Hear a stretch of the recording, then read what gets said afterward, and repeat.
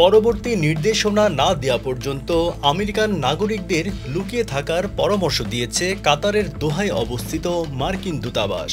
দূতাবাসের ওয়েবসাইটে প্রকাশিত এক পোস্টে এই তথ্য দেওয়া হয়েছে।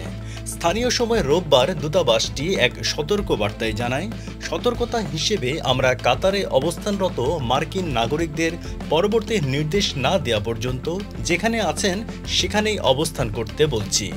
ওই বার্তায় এই নির্দেশনার পেছনে কোনো নির্দিষ্ট কারণ কিংবা হুমকির বিবরণ দেওয়া হয়নি। দূতাবাসের ওয়েবসাইটে প্রকাশিত সংক্ষিপ্ত বিবৃতিতে বলা হয়, অতিরিক্ত সতর্কতার অংশ হিসেবে এই নির্দেশনা দেওয়া হয়েছে।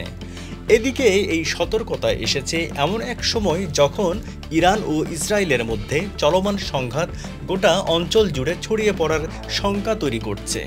বিশেষ করে যুক্তরাষ্ট্র শনিবার মধ্যরাতে ইরানের 3টি পারমাণবিক স্থাপনায় হামলা চালানোর পর পরিস্থিতি আরও উত্তপ্ত হয়ে ওঠে।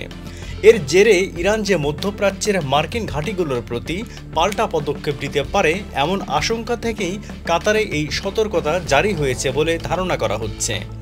এর আগেও গত সপ্তাহে কাতারে অবস্থিত মার্কিন দূতাবাস তাদের কূটনৈতিক ও নাগরিকদের বাড়তি সতর্কতা অবলম্বনের পরামর্শ দিয়েছিল।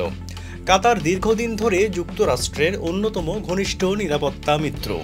দেশটিতে অবস্থিত আল উদেইদ এয়ারবেস হল যুক্তরাষ্ট্রের মধ্যপ্রাচ্য অঞ্চলে সর্ববৃহৎ সামরিক ঘাঁটি।